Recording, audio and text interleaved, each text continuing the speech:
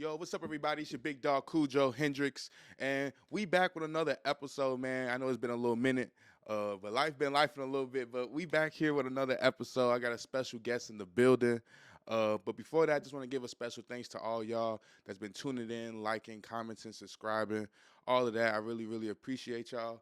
We made it to 500 followers on Instagram last year. We started with 100, below 100 followers. Now we have 500. It's nothing too big, but it just shows the growth. So I appreciate y'all. Appreciate y'all so much. But go ahead and lock in with the other interviews I just dropped. I dropped one with Ken, QC, and a couple other people. Go ahead and lock in with those performances and interviews. Go like and comment on those. But let's get into the intro.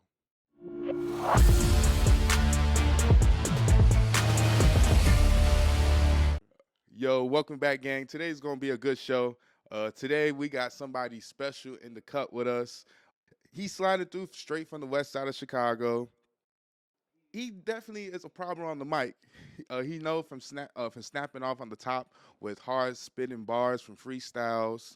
But don't get it twisted. He still be singing and rapping and pushing his pen. But he also is a way of like showing rap through his pain, flexing confidence and tapping into his melodic pocket. He brings in a raw emotion and real life stories on every track. One of the most versatile voices. We gonna get into all that because I definitely been getting into talking a little bit with him and where his connections come from, and it all makes sense. So stay tuned, man. But let's give it up for Seven. Appreciate y'all for having me. For sure. I appreciate you coming through. I know we had some little rescheduling issues going on my end, but I appreciate you coming through, man. Appreciate it so much. Of course, life gotta come first. You know what I'm saying? Yeah, for sure that. But thank you again for coming. But I want to play a little game called This or That. All right. So Uncle Harold to Uncle Remus. Uncle Remus, easy. You just told these people where I'm from, man. West 290 shit for sure. Come on, man. All right, Cubs or White Sox?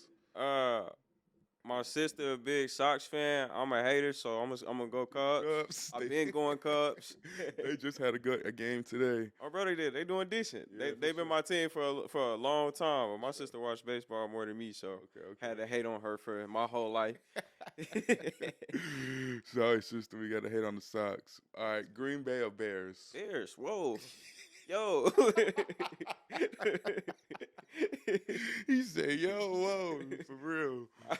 Okay, I fuck with the answer, though, because I fuck with the Bears, even though we kind of suck a little bit. Yeah. But I have faith in the Bears every year. We trash.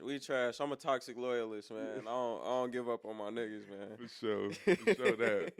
All right, Party Next Door or The Weeknd? The Weeknd. Okay. I would say if Party made more music, it would be closer. But I also think that The Weeknd at his best is the closest a vocalist has gotten to the 80s Michael Jackson sound. So okay. Did you go to his concert? Nah. No, He be getting freaky on TV a little too much for that. Shout out The Weeknd. For sure. Shout out The Weeknd. No, yeah, he just had his 2-day concert here. He just had traffic crazy. Yeah. Brent Faiyaz or Giveon? I like the way Brent Faiyaz write more. Okay. But I think Giveon makes better pure R&B music.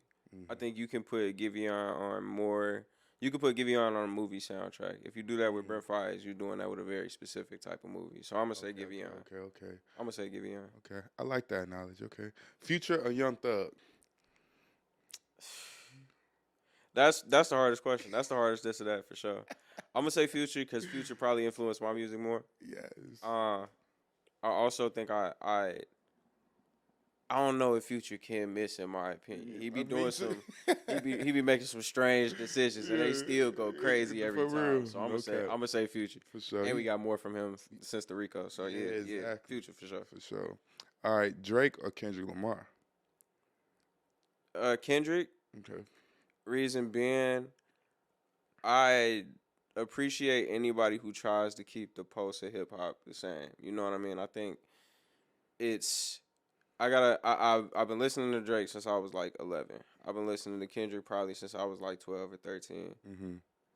I don't buy into the narrative that bro is trying to be a freedom fighter. Mm-hmm. I think he makes it clear that he not. Yeah. I also recognize what Drake has done for the music landscape, which is to globalize it and to make it irrefutably the biggest genre in the world. But I don't know if it was supposed to be for everybody. Yeah, for sure. And when I say it ain't supposed to be for everybody, like somebody who recognizes that is who I'm gonna choose out the two, because it being globalized don't mean that it has maintained the heart of the culture. So yeah, I'm gonna go Kendrick. He ain't perfect at all. That's not my favorite rapper in the world. Yeah. I love Kendrick. I'm not saying I'm hating on Kendrick. Yeah, He's not the top of my list. And yeah. Shout out Kendrick. Shout out Drake. Sparingly. Yeah. Lost that beef, brother. But shout out, for sure. Okay. All right. Have a hit song on TikTok, or have a classic album that takes a year to blow up. Classic album that take a year to blow up, for sure. I took 3 years off music because the music got to sound right, man. Okay. I can't even. If I wanted to lean into the strengths of social media, I feel like we could have figured out a way to do it, but that wasn't what was natural to me. So I say, if it take a year to blow up, I can wait. Yeah, for I ain't got no problem with waiting. If it take 5 years to blow up, I'm cool. I want a classic. Yeah, for sure that. TikTok, they might take that. They might take TikTok away. Exactly. We over here keep classic. Right, exactly. They took it away for like a couple days, then they brought it back. Like I'll sell it all CDs if I give me a classic. For sure that. All right, drill music or trap music? The thing about that is the overlap. It depends on what producers you consider to be the people at the forefront of both. Okay. I think like Young Chop was very much drill music. Yeah. I think DJ L is both. Okay. You know what I mean? I think UK drill has taken on a life of its own. And so drill has become a lot more universalized. It doesn't mean that people pick different cadences for it though. So I'm Chicagoan. I like the things that started here. Yeah. But I think that drill is Chicago's answer to trap. And so the overlap is intentional. Okay. Like drill music is trap music a lot of the time. Yeah. And people use trap cadences to tell drill stories. So if I had to pick one, I'm gonna say drill because I'm from Chicago. Yeah. But I also think like if by trap you mean trap drums starting with like Project Pat or something like that, I think that should live longer. Okay. You know what I'm saying? There you can make gospel drill music. You can make gospel trap music. You feel me? They out here doing that. They out here. I think one of them gonna live longer because of how opposed so many people in Chicago are to the idea of drill music. Yeah, for sure. So, hard question to answer. I don't even know if I could pick one. Valid reason though. I never thought of it that way, but yeah, I think just because I'm pro Chicago, if you talking production, I'm gonna go drill. But if you talking the grand scope of music, I gotta go trap because the trap ain't going nowhere, but the drill shit can. And it kind of like Atlanta really brought the trap sound. Like you had 2 Chainz at a point in time, Jeezy, Gucci, all that, and they all made money, and ain't none of them die. So like that's you feel me like so that's why one can stay and one can't. You feel me like I've seen a lot of I know those stories, but I lost homies to those stories. You just said some real shit. What the women would say. That's what I'm saying. Depending on what you mean. Production, I'm going drill because I think that's universal. But the music itself, I'm going trap because the government going to trap until we all die. But drill going to go someplace until it come back around someplace else. Yeah, that's bad. I fuck with that. But that's true shit. They all here. All right, deep dish pizza or mild sauce on everything? Mild sauce on everything. Deep dish. I'm from Chicago for real. If anybody watching this who not from Chicago, we be tricking y'all. Y'all really don't have to come eat that. Y'all don't. No bad. I might have that shit 2 times a year, and that's me liking this shit, bro. I live down the street from Alou Malnati's. I'm like, y'all ain't gotta have that. Come get you a tavern style. They be fucking that shit up like it be. Yeah, bro, y'all in here, y'all beat that lasagna up, boy. And then the Illuminati's pizza, it be killing when you put sauces. It's like That's crazy. They be hiding the sausage from you, bro.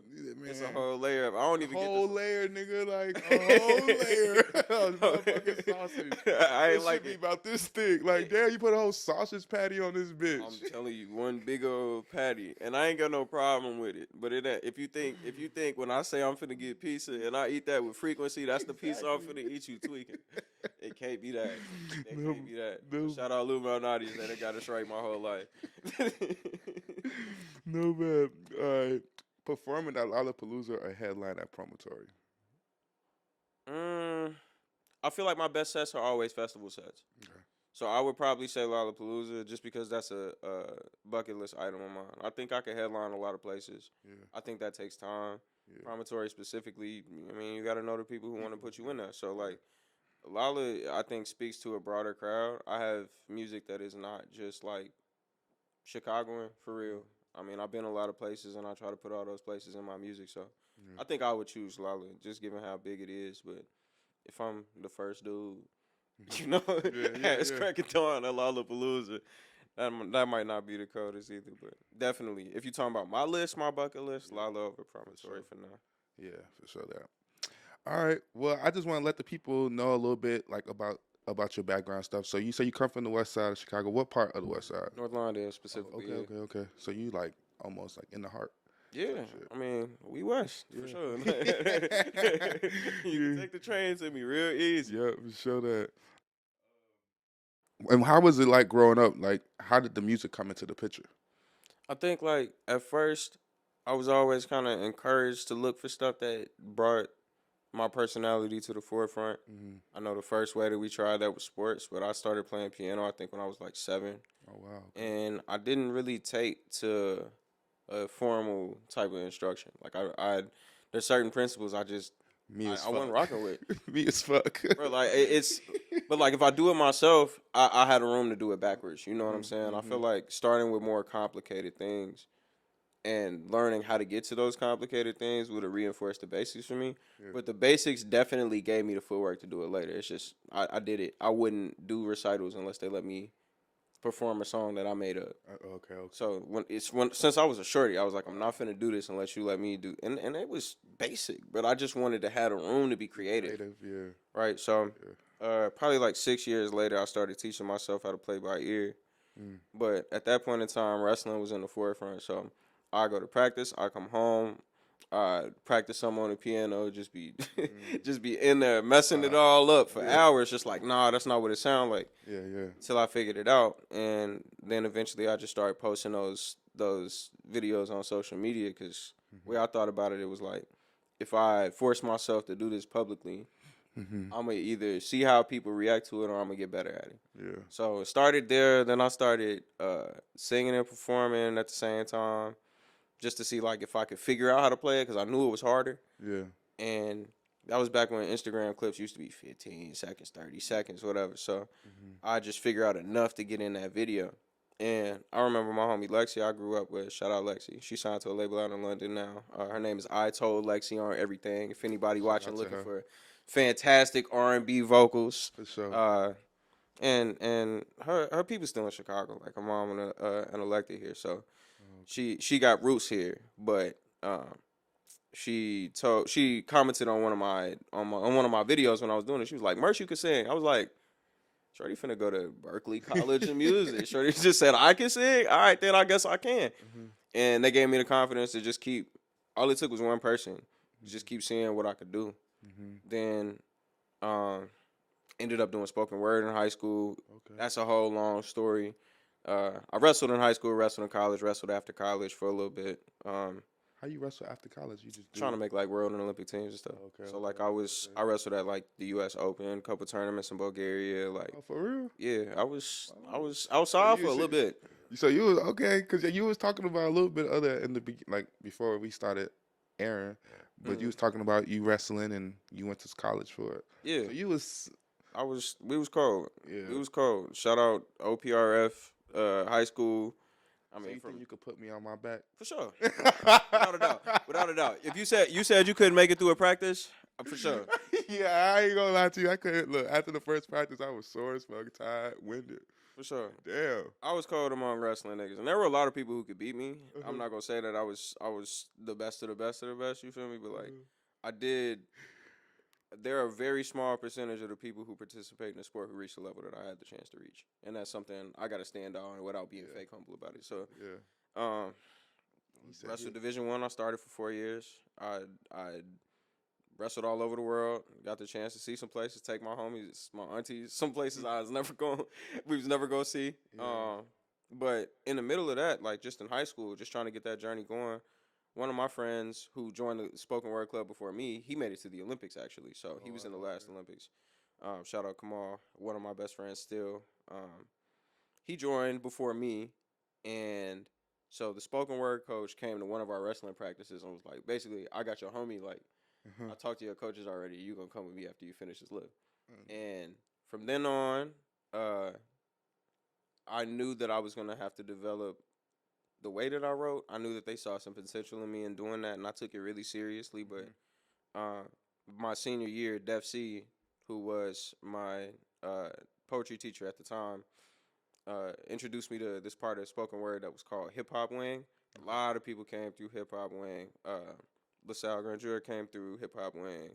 Um, Saba's been to a couple of them. Mick Jenkins has been to a couple of them. Fuck Um, Jenkins. and they all came up around the same time. But Rich Robbins came up through Hip Hop Wing. Like, there's a lot of people in that OPRF kind of creative circuit that just had the chance to sharpen their skills, all directed by C, who's one of the coldest rappers anywhere, if you don't already know. So he was the reason I recorded. And that whole journey just kind of came alongside me always choosing music and writing somewhere in the background while I was doing things that kept me really disciplined. And eventually, I started recording music my senior year of high school. I was really mad about, if you remember what was going on in 2016. It was a whole lot of riots that were kind of inciting um, the beginning of the Black Lives Matter movement. Okay, To be yeah, honest, yeah. I remember the Baton Rouge protests in particular were ones that like moved something out of me, and I That's just what the started. Britney. That was doing the Britney. What was her name? Britney something. I know That they killed her. I remember. I think it was around that time. right, and then before that it was Freddie Gray, and then it was Sandra Bland. Sandra Bland. Yep. So I remember that year I was just writing a lot about that because it was making me mad that was like the world we was operating in. Yep. And I wrote my first song back then and recorded it with my homie Twan in a closet. You feel me? put it on SoundCloud. I got like 150,000 streams. And from then on, I was like, all right, people know I got something to say. So performed all through college, performed after, and it's kind of how we ended up here. It was just always something I wanted to see how good I could be at it. And there was always somebody pushing me to see how to maximize the potential I had. Because I'm not gonna lie, when I first started rapping, I was good. When I first started writing poetry, I was good. There was a lot of people who was already doing that formally who was just like, how'd you do that? And it's just me figuring it out at the crib. Yeah. So having the combination of that music theory and the discipline from wrestling and the ability to just go home and really do it every day eventually got me to a point where when I got to college, I was performing. I opened for Georgia Smith, Cali Uchis, Two Chains, Lil Yachty, Dreezy, Kamaya. Like, I opened for Don Toliver after college. I opened for like, and so I got a whole list of these experiences where I was really just going outside trying to compete with music like wrestling, but I was also trying to make friends through it. You know what I mean? Like, I'm not. The way I rap and the way I wrestle might make you think I'm a dickhead for real, like, cause I do like to get in people's heads, but it's because I like understanding people. It's all chess to me to some extent, and showing aggression while having some calculation behind it makes people. It's two strategies at the same time. You know what I mean? People respond to either that aggression or that calculation, but you know if people can see that second step, they know they've done enough to know what you're doing. So. That's the way I approach music. It was cool. Met a lot of people through it. Linda Soul, who you'll see rapping anywhere in the city because she got hustled like nobody else. She was in that same circuit. And so just having a chance to be around so many people who took it that seriously showed me, damn, I really, if I'm if there are people who take it seriously who think I'm good at this, then I owe it to myself to see how good I can be. Facts. So That's real. that's how it all started. It's a long story, No, you're but good. No, you I feel me? fuck with the story. I fuck with it. I look. This whole platform is for y'all to share y'all stories, and I just want to give dope Chicago artists a platform to just show their work and their talent because we don't have that in the city. Yeah, I feel like a lot of artists, if they want that type of exposure, they have to leave here to go somewhere else to get that exposure and all that. So I feel like we have so much talent here, we just don't have outlets for it. yeah, It's just so hard. It's just all our people that really try to make it here. Our outlets is social media and just trying to do events right. and shit. Trying to get into events is hard because people really not putting events together for local artists and shit like that. You have to like go to the bigger stages, and that'd be a more tougher route to go if Yeah, if look, you don't got the sales part of you down yeah, pat. yeah. I think like thinking of it as like all of us being plants to some extent, Mm-hmm. needing to have fertile conditions Mm-hmm. to blossom. Like we could be the dopest plants of all time. Mm-hmm. You could be a Venus flytrap, and I could be a whatever. Yeah. You know what I mean? I ain't Yeah. gonna Yeah. get too specific, For sure. but um, we still have the conditions we still have conditions that need to be met in order for us to thrive, Yeah. and they can be very different, but we are all just different plants of different types, all that have the potential to reach some form of beauty, and Mm-hmm. we haven't had the opportunity to operate in fertile soil. Yeah. And I think like it's funny because people are always making jokes about out west not having no grass, but I think if you're used to growing in environments that don't Yeah.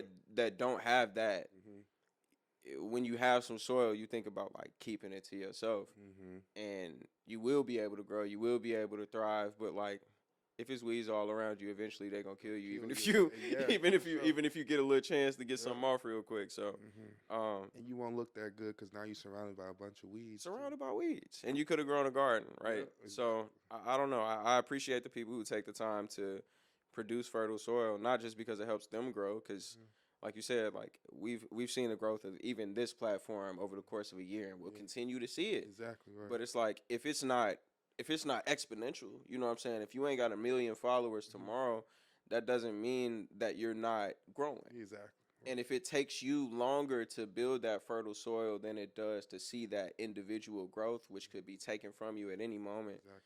the best thing to do is to create something that can live, something that can last, Yeah, right? for So sure, yeah. I appreciate y'all for real because everybody don't think about it that way. Mm-hmm. I know it would be better to have, 13,000 followers tomorrow than to be For having sure. this conversation for Exactly, real. yeah. But having conversations like these gives you the chance to actually keep 13,000 Yeah, people if they exactly. care. Right. Like it's the work of organizing. So Mhm. it's For sure. I appreciate you No, for sure. for sure. Yeah. And then I'm gonna go to the next question, cause you from out west and like how you speak and how you carry yourself, your logic, everything, even your music. It's not like a tip for. It's probably a little stereotyping, but your music is not the typical like out west artist type of music. If I No. would say like when you think of an out west artist, you probably think just it's a throw, just like some juke shit, or just like on some like drill shit. Right. So like, how did you say, okay, I'm gonna go more this direction, like of the direction you go as like being more like, because when I listen to it, your music, it's not like you just like rap with a lot of confidence. Yeah. And you, like you say, you fuck with people's heads and shit like that. And so like, how did you go like find that direction to be like, okay, this is the way I want to go? I think the first place that I had to learn to be an artist wasn't in Chicago. Okay. And that's the biggest thing. I had to make music that was universal enough that if you wanted to come outside, it was going to be for me. Mm. Right? And that's real hard to do. And to carve out that sonic scape without just being honest. Mm-hmm. You know what I mean? And so I had to figure out what ways I wanted to be honest. I can't say everything I'm thinking. I can't say everywhere I'm from. Yeah. But the deeper people get into it, the more I can do that. So I had to give myself a chance to like be really broadly universal and then bring people back in. I had to make the party records and in the middle of those party records, tell people things that were gonna lead them to the records that wasn't gonna be no fun for nobody. But I needed to make them. Yeah. The only reason I make music is because it gives me access to the sort of person that I need to be, right? No matter where I gotta be at, I can be the man that the moment requires if I'm willing to analyze myself and be honest with myself. And so I wasn't trying to sound like nobody else. That's the biggest thing I could tell you is like, Yeah, for sure. I ain't got nobody in this industry that is paving the way for me, and I'm not gonna sound like them because of that. You know, even the people who are my mentors, they ain't really like, it ain't too many people like pulling weight for me. You know, they'll vouch for me, but if somebody say, yeah, no, I don't know about that, they not gonna be like, bro, trust me. They'll be like, cool, especially if it's something that them and I can have in common. Right. You know what I'm saying? So like, I think people are reluctant to mentor me in the sense that I wanted to make an individual enough sound that like you would see like, based on the way that I write, sometimes I'm gonna be all the way out west. Sometimes based on the way I write, I'm gonna be all the way California. And it's only to honor the sacrifices that people made for me on either end of that, for real. I try to rap in a way that like, if my dad here, he gonna want to listen to it. Yeah. You know what I'm saying? My dad from out west. My dad grew up where I grew up, but he spent a lot of his time in growing up in LeClaire as well. So like, I got to find a sound that's not just me being rooted where I'm at. It's like what I grew up listening to. Your versatility. Yeah. Right. And my pops was over by me a lot. He was in Kelville Square, which ain't too far from where I stay right now. But like, he also grew up having to traverse those lines, and that's an experience that I think like the things that he listens to is indicative of. And I grew up with just as much like 50 Cent in the car as I did, you know, Lauryn Hill, or like, you know, we grew up listening to the Buena Vista Social Club. Like, it's all types of stuff that just was spinning that influences what I sample. And I really feel like I wouldn't do my upbringing the justice that it deserves unless I was choosing samples that were close to what I listened to, close to what I grew up on. Sounds that were like, my dad was listening to Eric B. and Rakim. You know what I'm saying? I went and found Twist About Myself. I went and found Do or Die, Crucial Conflict. But you feel me? and he did. He did listen to those too, but it's just like, there were times when all we was listening to in the crib was gospel music. And I started out making music by not cursing, because I'm in college, I'm wrestling, I'm in front of everybody. I know I'm finna be on ESPN at some point. So I gotta keep it clean. Even if I'm losing, I gotta be out there not looking crazy. I'm at the white school. You know what I mean? Like, and it's not like the school was all white, but you grow up thinking about schools in the Ivy League, like, I don't know, Princeton, Harvard, Penn. You're not thinking about somebody who looked like me going there. Yeah. And when you told me where you went, I was like, Stanford. So and it's not even it's not an Ivy League school, but the only reason I wanted to go, a solid school. Yeah. Only reason I wanted to go is because I saw somebody who looked like me and wrestled like me who was there. And the team wasn't even that good, but he was doing well. So I was like, shit, if he could do that, it don't really matter what's going on. But it's I think to that point, it's navigating those spaces and having those identities come together is something that has to be super intentional. And I want to do that all of the places I've been, like I was saying, that service. So yeah, I don't know.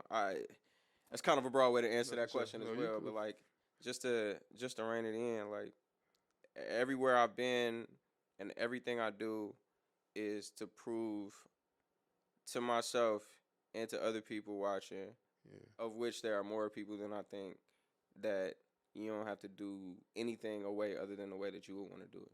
For sure that. But I also got all the out west stuff too. So, you know, y'all go see that too. I got juke joints. For sure that, no. I see, like I said, I see the versatility, like, and it makes sense when you told me you went to school in Cali, because you got the Cali sound. Like, it make you want to dance like you out there in Cali and shit. So I fuck with it. How did you get the name Seven? And like, how does that represent you as an artist? I feel like it just popped up a lot in my life. And to be honest with you, I did a feature before I did my own music on one of my homies' songs at the time. And I needed a rap name. And I couldn't, that was the one that I thought of. It just popped into my head. It was like 7 is the biblical number of completion. My first and middle names are 7 letters. I knew on all social media before I went to college, my name was all 6 minutes because wrestling matches were 6 minutes, and our coaches used to tell us we had to wrestle the whole 6 minutes. So that was everything on all my social media. But college matches are 7 minutes. So I knew when I was going to college is probably when I was going to start dropping. Yeah. And so I was like, okay, that the biblical number, my phone, my area code 773. Yeah. Area that I moved to, most people were 708. That's the only thing that brought us together. So I grew up off 16th Street. Yeah. If people grow up off 16th Street, sometimes they call it 16. I know my pop do. I know my pops do. And 1 + 6 is 7. Yeah. Like it was just I was like, all right. Always 7. I was like, all right, we gonna run with it. And eventually it just came out more and more. But For sure. yeah, I feel like it was something that grew with the brand too. And I see you also like you independent, right? And I see you got like your label is 7732. You It's label it? 773 multimedia. Yeah, that's what's up. I fuck with it 773 because my area code is 7732. Yeah. It's VII 73. So I know a bunch of my homies. They been DMing me lately. Like I didn't even realize your name had the 773 in it. I'm like, yeah, it's 7 and 7 and 3. Yeah. So Yeah, for sure. That. Describe your sound to someone that never heard you before or heard your music before. I think like I am a sonic chameleon. I don't think there's a type of sound that I can't make if I listen to it, and I try it a lot. I heard Stephon Diggs say something that is exactly how I feel about myself in every regard. I'm not confident in anything other than the work I put in about myself. That's where all my confidence comes from. It don't come from no place else but God. You feel me? Like, For sure. if I've put in work, that's what I'm gonna stand on. If I haven't, then you're not gonna see me talking about I'm the best. I'm not one of them niggas that's gonna be. If I'm with the 100 that fight the gorilla, no, nigga, that's not me. That's not me. That's not me. That gorilla gonna beat your ass. He gonna eat you. Hey, I want to be there, and I'm gonna watch. I want to be there so I can watch. I can watch and be right. But I'm not the type of nigga that's like, oh yeah, I think I could kill a lion with my bare hands. Exactly. Shorty, you don't I'm see reasonable. that big ass monkey. That big ass... Like, shorty, the biggest ape you putting your hands on is a chimpanzee, bro. You're not finna break skin. For and real. even then, he probably eating your face, shorty. Literally, I'm not gonna lie. Scratch you up, punch you, probably leave you black and blue a little bit. You ain't never Broke your lived wrists. outside, bro. Like it's different. It's different. You ain't never lived outside. For So real. that's where my confidence come from. It's from the work. Like if I ever lost, I don't even feel like they beat me. I'm like, oh man, I gotta take that to the board. That's on me. Mm-hmm. And so like I feel that way about I've spent months at a time just making rock records. I've spent months at a time just figuring out how to make a beat every day that was different. And so because of that, like a lot of what I feel like my sound is just confidence in the ability to execute that. I want to bring you in a soundscape. It could be R&B, it could be rock, it could lean bachata, it could be Afro beats, it could be anything that I've listened to, but it'll all come together. Mm-hmm. It's like toggling between your favorite radio stations. It ain't never gonna be nothing that don't fit in. For sure. I fuck with it. What is like a moment of self-doubt for you? Because I know you've been doing it for a minute. How was like those moments, and like how do you overcome it? I think the way that I carry myself puts me in positions where people feel inclined to humble me a lot.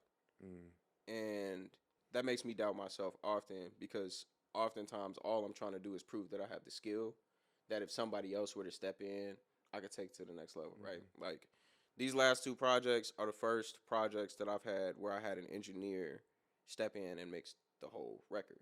And I needed to find the right engineer, and I didn't always have the best words to do that. So I spent literally the entire time I was in college performing, creating, trying to figure out how to give myself the language to give it to somebody else.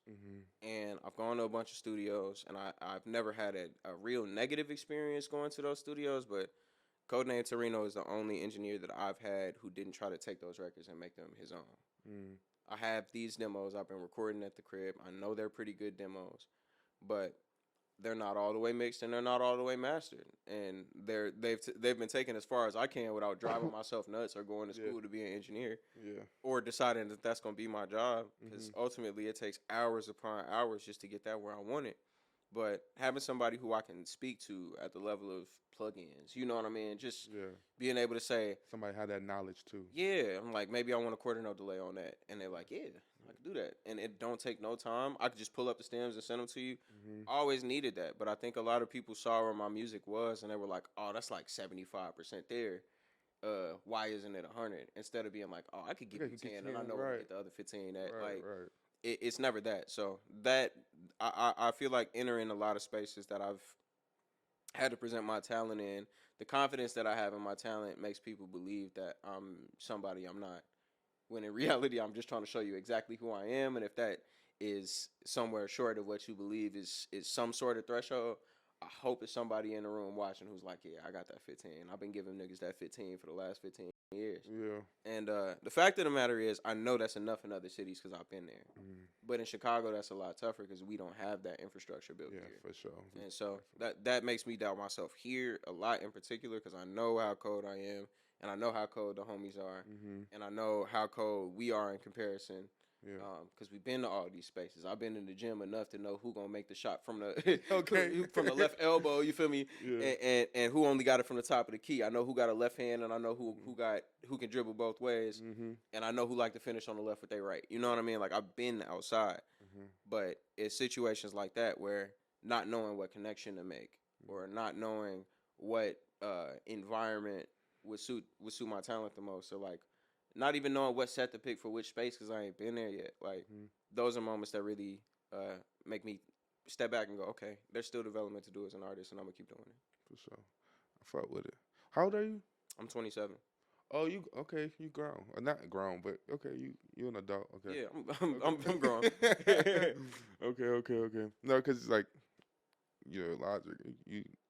You not no dummy. Like not no disrespect. I'm just saying like you know how to have a conversation. So I fuck with it. Appreciate you. So let's take it back a little bit to 2024. You dropped 2 projects. It was one that was like a joint project with She Chop called What Does It Take? Yep. And then they had like a total of 7 songs. And then you also dropped Heartbreak Hotel, which had 16 songs. 16, yeah. And that was really all you. You only had like 1 feature or so on there. I didn't have any features. You didn't have I think you had no feature on there? Okay. Mm-mm. For sure.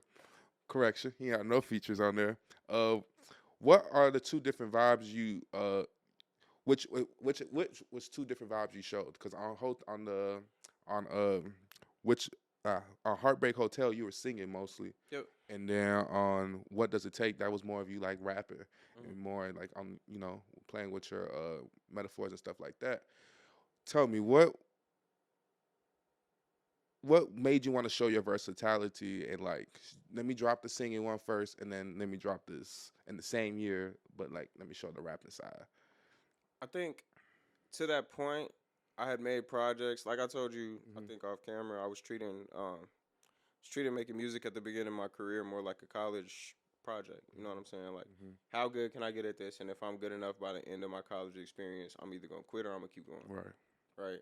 And I put out music that whole time, but by the end of that time, I think I saw everything that I could do trying to make shit by myself and trying to like source production by myself and like mix my own production with YouTube beats or ghost produce for YouTube producers, right? So I came back to the crib during the pandemic. I graduated during the pandemic from college. Okay. And I ain't had no mic, I ain't had nothing. So I just locked in, was producing until my homie was like, bro, you too good to not have a mic.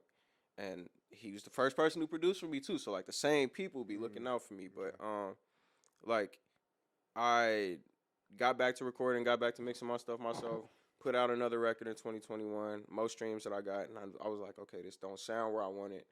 I got to make sure that when I come back, more people are going to expect me rapping, so I come back with something that they don't expect. But also, if people encounter me for the first time as a singer, I want them to know that this not even what I do. Like the reason that this is going to do well is because it sound good. But people ain't never heard a full project of vocals from me. It was always mixing rap and singing. Okay. And I think it was always probably like 70% rap, 30% singing. Okay. And the whole time I'm trying to figure out what range do I sing in? Like ain't nobody ever taught me how to sing, so I'm like, what sounds strongest where? How does auto-tune work? How am I like, you know what I'm saying? I'm figuring out all this stuff. Yeah. So by the time we finally got the vocal chain right, I'm like, all right, I've been working on these demos for the whole 3 years. I took off making music. Last project I dropped was 2021. And I finally just got into it. I was working on this project before I even got to the situation that had really culminated the project. Like the Heartbreak Hotel track, the title track, that song is just, I wrote it when a shorty had me fucked up, and I was just sitting in a hotel with my homie, like, how the fuck did I get right here, G? Like, this ain't never happened to a nigga like me, and I ain't even fuck with shorty like that for real. And I was like, what can I do? I called my homies. I'm like, bro, I'm out here fucked up in the middle of a 3-day trip, and got kicked out by this shorty I ain't even like that. And so I'm writing, like, how did this happen? And then in the middle of it, I'm like, I realize what I'm finna do. I'm about to get you back, and you gonna look crazy. Because this whole album gonna sound like it could be about you, and none of it is. It is, right. And so I made 4 songs. I think when I was kicking in with this shorty, I was like, what type of songs would you listen to? Because I know you don't really listen to the rap stuff. That's what I've been making lately. So she gave me some direction. I made the songs. And shorty was like, oh, you made 4 songs about me. I was like, you have lost your mind. But that's what it was. Like, shorty got uncomfortable. So I was like, okay, then watch this. And put one song that was halfway directed to her at all. And the rest of the whole 15 songs was like, you gonna see, I was not even thinking about you like that. So you gonna listen to the whole thing and thinking that it's something else about you. Right. And because I've been working on the project for years. That's what I'm saying. So, like, that one moment, it finally, like, I was missing, like, the middle of the album. You know what I'm saying? And then when shorty did me like that, it was like, I'm finna get on the keys and get wicked. And I did. Like, that was the most beautiful way I think I've ever heard anybody call stupid. But, so I definitely, I was realizing that I was gonna have to give people either something that kicked in the door or something that, like, showed people where I had been at the last few years. And it just so happened that lit the fuse, I think probably like a year and a half before we started working on it. I think we started August of 2023 for me to actually finish a track list. And even then, working with Tori, we knocked some tracks off, added some more, but it put me in a bag to be like, I can make an R&B album. And if this is all it takes, life gave me a whole bunch of lemons, so I'm going to make some lemonade. For sure. But then after that, I didn't want nobody to be like, oh, yeah, this my singer homie. Because it's like, nah, nigga, like, I don't even sing. I just wanted to. I just wanted to show y'all I could do this if I wanted to. And so we did Riot Fest, and everybody saw that, and they're like, oh, it's because he the R&B nigga. So I was like, nah, we finna do the rap records here. Got those off, did the single at 2 festivals, and then dropped the rap project, and it streamed better than the R&B one. So that's why I wanted to do it, just to show people, if you know me for singing, I can sing. Right. If you know me for rapping, I can rap. Right. But if you know me for singing, I can rap. And if you know me for rapping, I can sing. Yeah. And I had to show I could produce. So that's the other thing. The Heartbreak Hotel project, I produced 8.5 of those 16 beats. Wow. And a lot of those was just demos I was recording at the crib. And and on that project, you have a lot of songs on that project too. Yeah, more than half of them I were produced by me, and the rest were by the homies. So that's what's up. And then you said for the What Does It Take? That was with what producer was that with? C-Chop. And he's from Chicago too? He's from Oak Park. I'm from Oak Park. Okay. Yeah, his name's Charlie. That's the homie. Yeah, he has made a bunch of the songs with Joe LQ. If you've heard anything from Joe LQ, yeah, he's hard. You hear Charlie chopped it up. That's my homie. Okay. Look out for that. I know Bro Project is finna go crazy. I have a very, very high opinion of Joe LQ's pen. For sure. But everybody, he bringing people together trying to make a Chicago classic. And yeah. Knowing that those records are coming. So yeah, C-Chop has had his whole handprint in the Chicago scene for a few years, but it's just starting to blossom now. For sure, that's what's up. Yeah, he snapped. Yeah, he snapped with the music on there too, with the beats and shit. Or his brother is nasty too. Yeah. Me, him, and his brother made the project that I dropped in 2021. Okay. Before I took the 3-year gap, and between the two of them, 708 and C-Chop, I know I got my best music shit. Like, we got probably 250 songs, just the 3 of us. Yeah. Wow. Somehow, between any iteration of us, we got a group chat. We just and they're sending music and shit. Stupid. Stupid. So shout out C Chop, shout out the Redman family. Y'all will always be special to me. For sure. What was the biggest challenge of putting either of these two projects together? The biggest challenge of finishing Heartbreak Hotel was finding the right engineer. Okay. And the first session I sat in with Tori, I knew that was him. But doing it, we put in 123 hours on that project. So it's like, you can't half step on something like that when you want it done. We went from we went from August of 2023, dropped it in May of 2024. So all the work, all the rollouts, like the difficult part was making the content for it. I feel like we've gotten to the point, I'm editing all these videos, so I've gotten to the point where it don't look like that no more. Like, it don't look like I'm doing it at the crib. But the hardest part was just figuring out what that visual identity was going to be and then just getting it done. Like, I had these demos and I loved the demos. But in order for them to go the distance, they had to reach where the demo was and then clear it again. And he definitely did that. And for what does it take, the toughest challenge was just Charlie being thirsty. Like, we got so many songs, and he's like, bro, we gotta drop. These songs getting old. We gotta drop. And I'm like, bro, if they not right, it doesn't matter if they age out. We gotta make sure you set up. That's the perfectionist in you. Yeah. That's the Virgo in you. And it isn't like I don't have a plan to have them out, but that it can feel that way if one, nothing is communicated, which is something we've had to work on, and two, like if it takes too long for the plan to come out. But like you said, life be lifing. Music business be going through shifts. The right move ain't always the right move. Even with this last project we had, like we gotta I just signed this distro deal, so we gonna re-release it and see what's to it. But congratulations. Appreciate you. But in order for us to actually have that project do what it's supposed to do, and not get whooped on by DSP algorithms, we gotta have a relationship with a distributor that we can talk to, and that was something that we ran into. So, a big thing, I think a bigger issue after getting it out was keeping it out, with it doing well. But I think the more we start to figure out the music landscape, the less we have to worry about figuring out that rhythm. Charlie's still gonna be thirsty, but we got plenty of time. For sure that.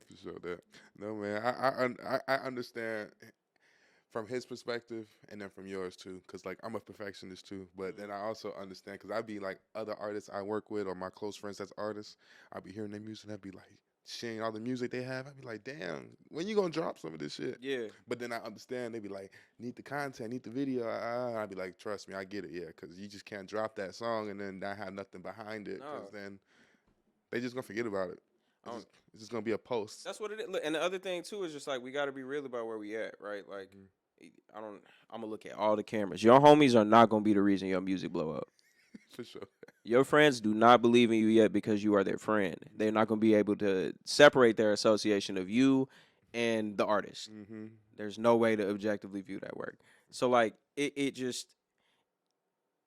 can't just drop it and have your homies be like, oh, that's the one. They not even going to listen to it like that. They've already heard it 10 times over the whole course of the process, and you probably sent it to 30 niggas the first day you thought it was hot. Like it's real shit though. So like I think realizing how much people will gas things without giving something to it made me more, not necessarily of a perfectionist, but of a strategist. Like, I am a perfectionist, but I also know my engineer, so I don't have to be a perfectionist.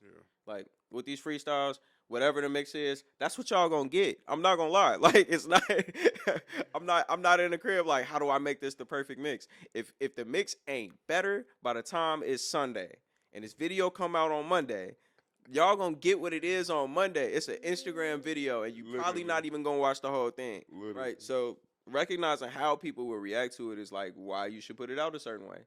Like, I think there's truth in, like Rick Rubin said, the best thing you can do as an artist is ignore your fans, and I kind of agree.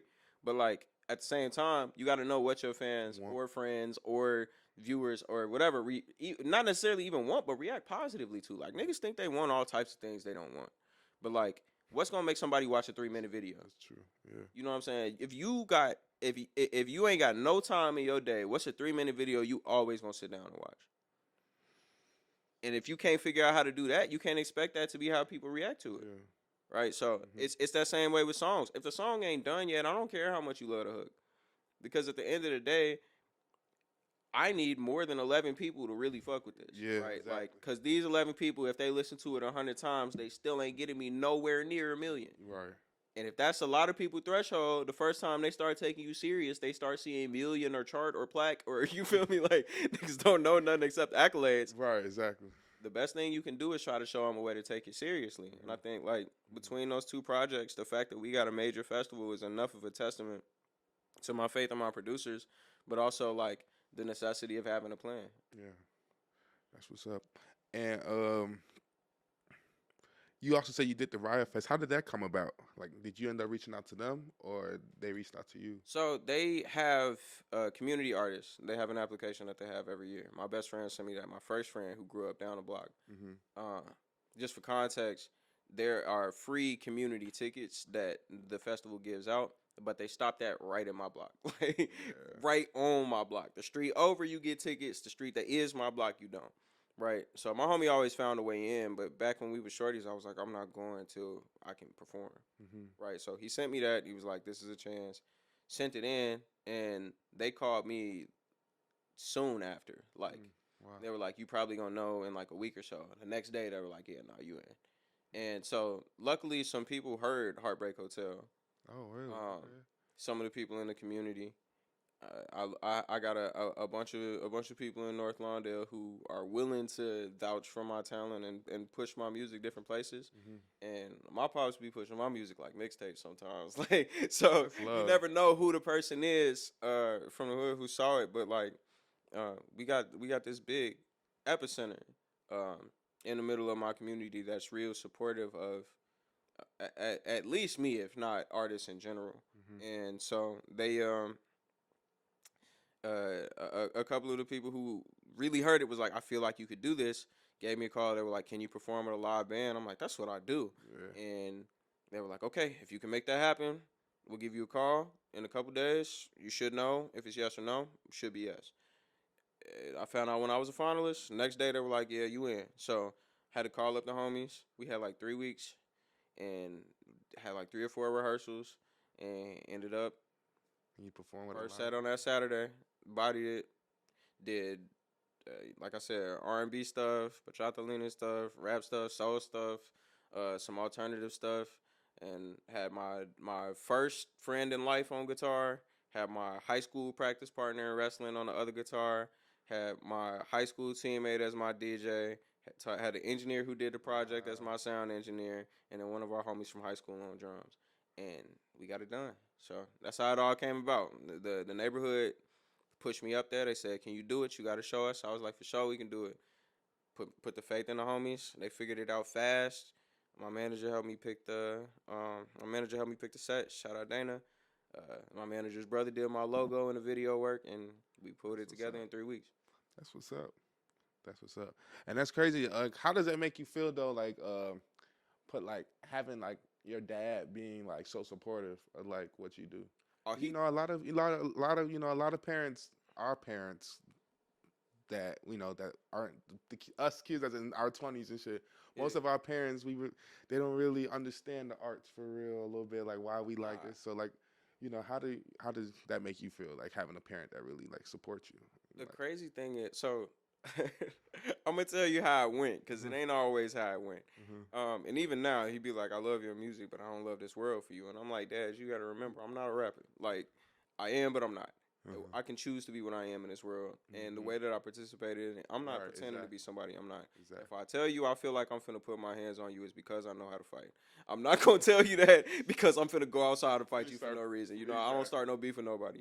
If I'm talking about anything, it's because I've seen it. It's because I've done it. It's because I've been there. It's because I got it. You know what I'm saying? But I'm not gonna talk about it if I don't. And at the second that I do, I have the chance. I have the license to write about it. It's my experience, right? But so. He don't love it because niggas do whatever, feel whatever, and Chicago is the way it is, and I ain't moving. I'm finna buy a crib out west. Like, I'm, so you feel me? I ain't going nowhere. And my life is increasingly public, and it always kind of has been, but it feels good. You know what I'm saying? Like, first song I put out like I said, I started out my career really not cursing, but in that song, I was so mad I cursed maybe 2, 3 times, and my dad was blue. Like I'm telling you, we work in church organization, and my dad has worked in a church organization for the better part of 30 years. Mm-hmm. Now my pastor listens to my music. I don't Mm-hmm. I don't even trip on it no more Yeah. because I've explained it to them as being like the way that I see it as being a form of ministry. The more honest I can be about my internal monologue, Yes, sorry. the more truthful I can be with you in general. And if where my head is at is the way I'm rapping, you know that I'm not at a point where I can hide that from you. Mm-hmm. At least as an artist, it's the only place that I get to look in the mirror for real and say, this is what I do, this is what I've done, this is how I feel, this is, you feel me? Mm-hmm. So he recognizes that. We was talking about it yesterday. Like I try to get out with my pops every Saturday. And so I got the chance to sit with him yesterday and tell him like really why I do this. And he was talking about it and he says he could see it, recognizes the talent and all of that. So to have him supporting me, to have a father at all who is involved in my life in the way that he has, let alone one who can be a role model, let alone one who can push me on these paths. Like he the reason I did piano lessons and felt confident in it. He the reason I was wrestling. He was a wrestler, right? And that kept him safe because if it was join the vice lords or die or do sports. And he found his way. You feel me? Like and it was that for real. So having those experiences where we really in the heart of it, and the only reason that I have the chance to be separated from all sorts of drama, you know what I'm saying, and still be able to be fully myself is because he believes in it. But my mama do too. You know, like she didn't even freak out when the first time she heard the song, and she was a deacon. She was just like, you probably ain't need to curse, but it's a good song. But my mama favorite records be the ones when I get the most gritty. Like she's like, whenever you rap like that, I'm in. I'm like, all right. Oh wow. Okay. And like my fifth song I think I ever made is the first time I rap like that, and that's still one of her favorite ones. Like my mama would never say out loud that she proud of me, but I got the only music on her whole phone. That's all it is. She gonna show up to anything. She gonna be the loudest one supporting me.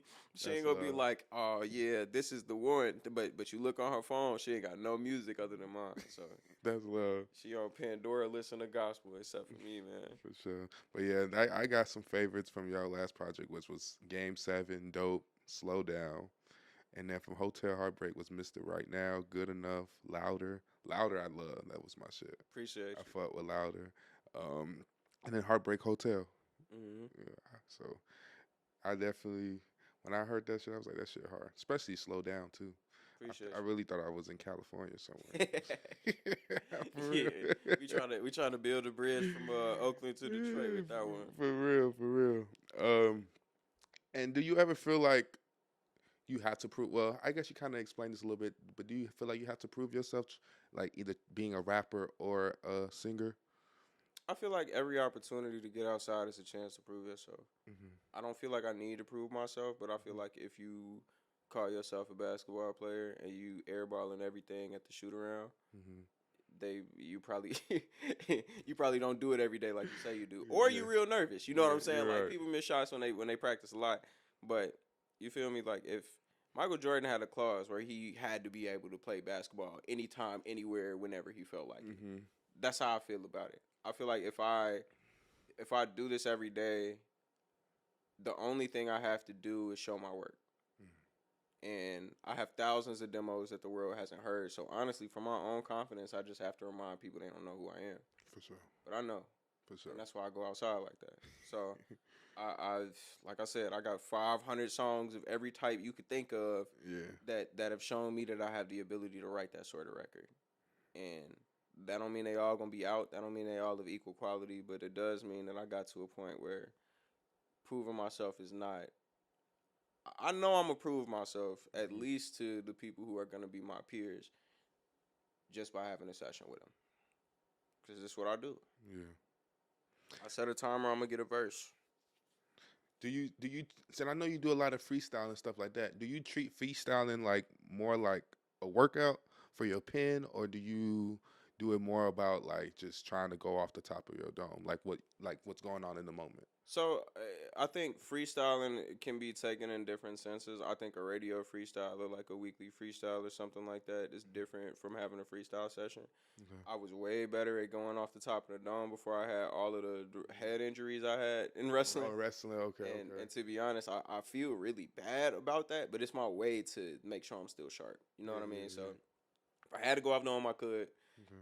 It would be very obvious that I was going off dome, and it wouldn't have been that way before. I've written whole songs off dome before, and I still do from time to time. But I think most of the time, all I'm trying to do is make sure I'm sharp enough that Okay. if you put me on the spot and put a beat on, I got something for you.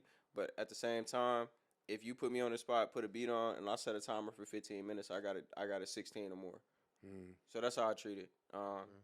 I told you Def C was our poetry coach back in the day. We used to have to do these things called 16 for 16. You'd have a beat on when we walk in the room, 16-minute timer. Whatever you get is what you rap. Wow. Okay.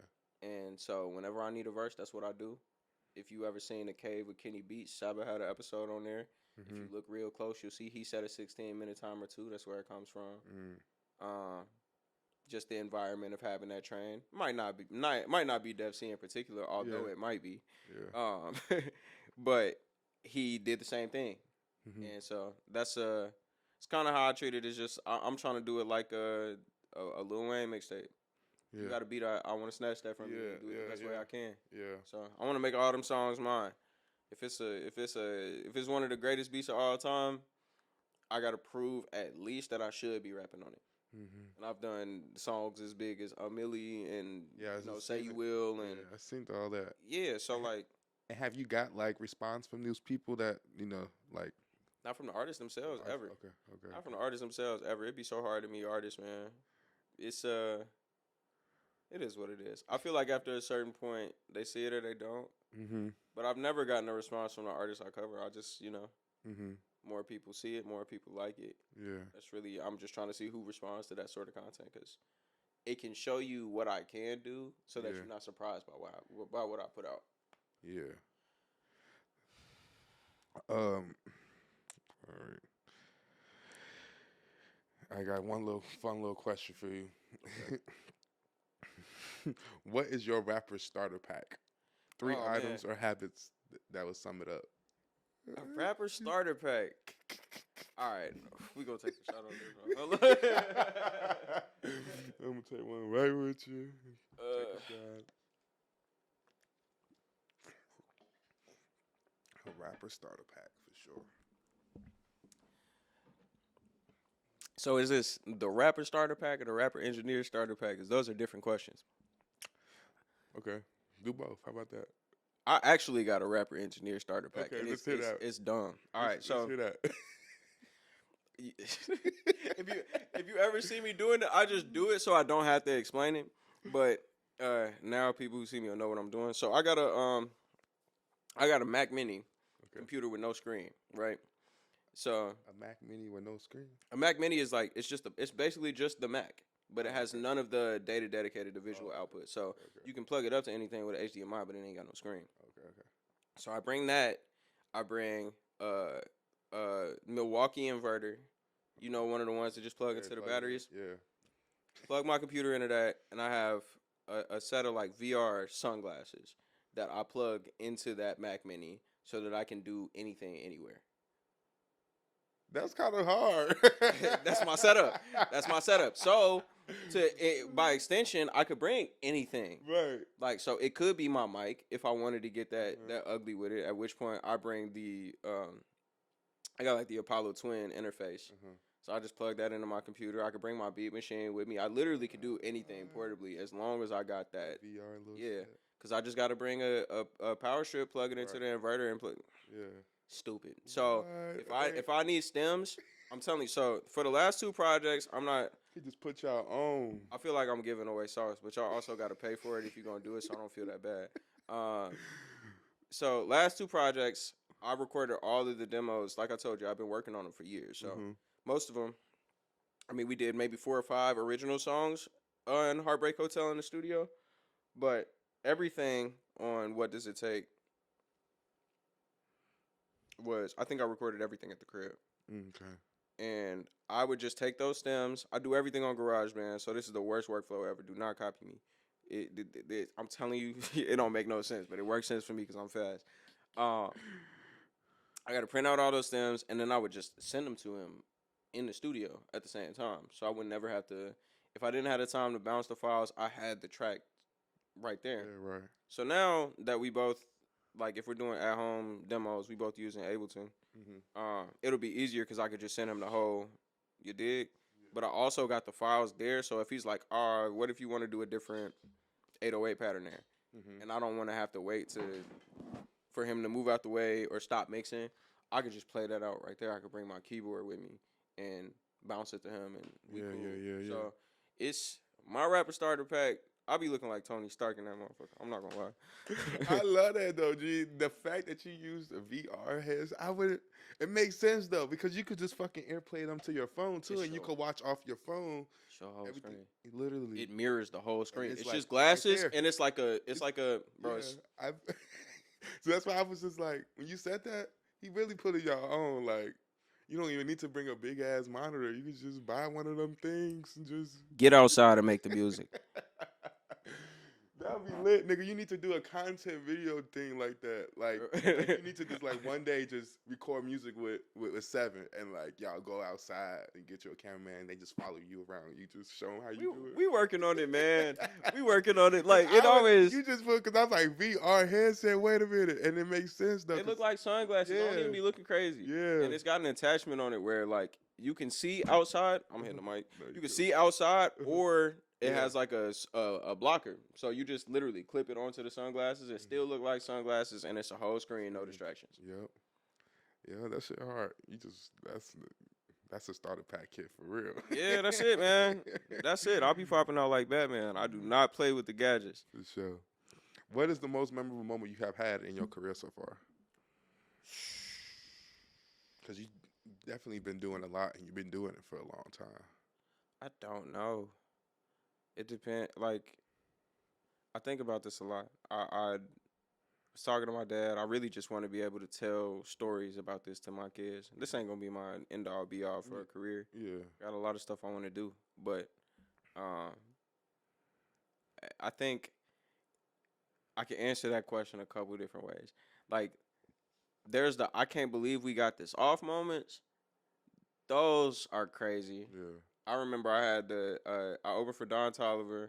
That's crazy. And there was like 2,000 people in a frat house, packed, hot, crazy. They was all tweaking, and it was like 2 racks on the line. And I had all of my music on a flash drive that could go from phone to computer. When we got in there, the flash drive stopped working as soon as I got there. And I'm telling you, 5 minutes before we got to the venue, it was working. So try to get it another computer, got another pledge to bring a computer down. It was like a frat party. And it turned out it was like a fatal error in the USB drive. So I had to FaceTime my sister, who was at the crib at the time. Fucking hard drives. I was like, can you, I think I'll label all of the songs that I'm going to perform, that it'll either say set or it'll say show. I want you to send me everything you say that says that on it. Everything you see that says that on there. So she got up, ran, sent it all to me as M4A files, and we did the whole set off a phone, off an aux cord, and nobody knew.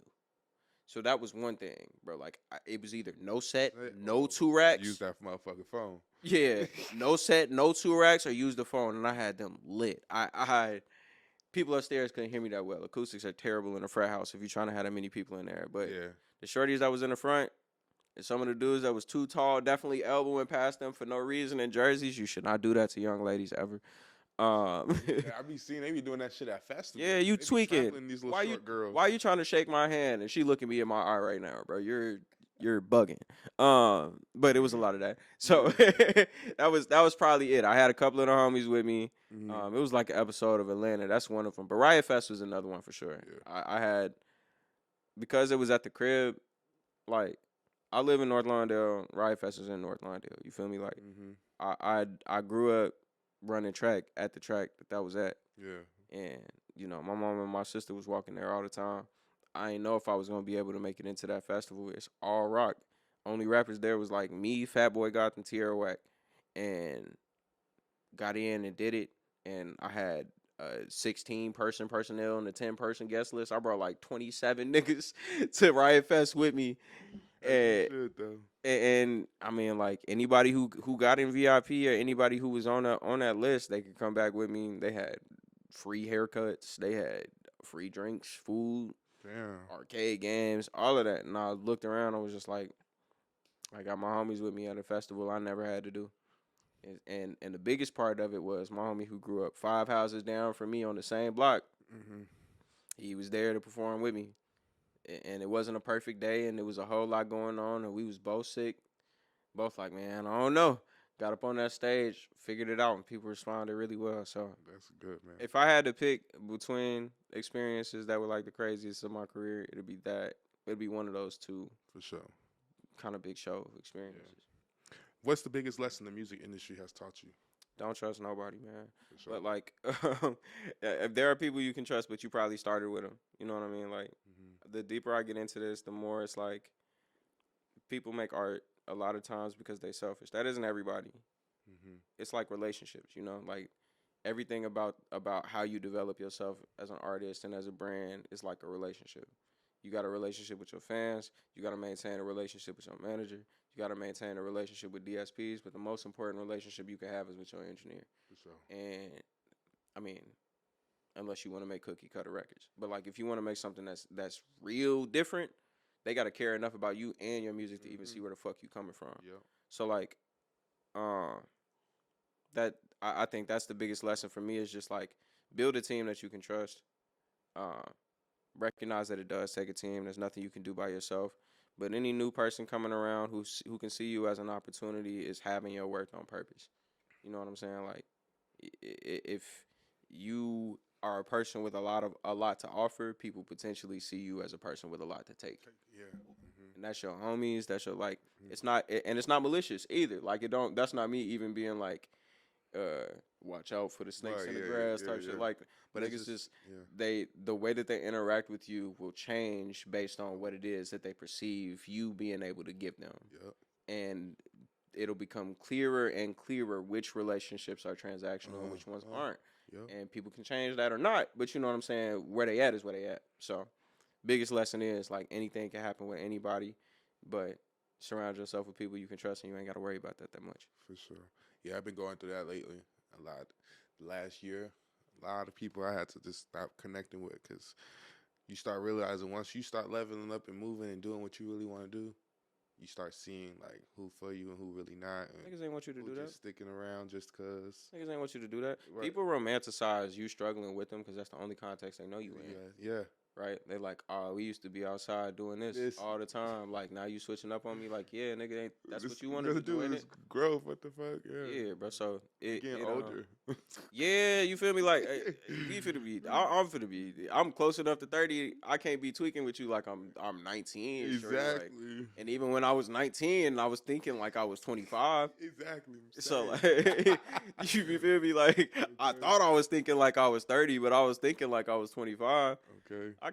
I can't sit out here and do the same things I used to do with y'all no more. I don't even do the things I love the same way no more, bro. Like, we not gonna do the things I hate no more just cause. Right, facts. I may still have a little bit of that little crazy crash out of me, Man, but yeah. But it's just like now I gotta keep that control. Where is it gonna go? It's just a lot less legal now than it was. Yeah, then, exactly. Bro. You gotta now when you go to jail, Cook County, they talking about it ain't no bond. You gotta sit in there until you get caught. What? Yeah, that's what I It don't heard. matter who I know. That's what I'm saying. Like, they say, yeah, we got rid of bonds. So just think about it. Just sitting like, there until you get caught. It was good until it's you. Shorty, like, what? Right, exactly. Yeah, I'm like, oh, yeah, they getting rid of it. So that means people probably going to be straight, right? No, nigga, don't get arrested on Friday is what it means. Okay? You ain't gonna sit there till Monday.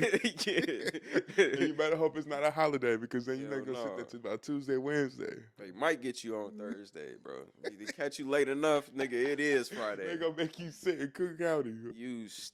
Even 4 5 days, down there a week.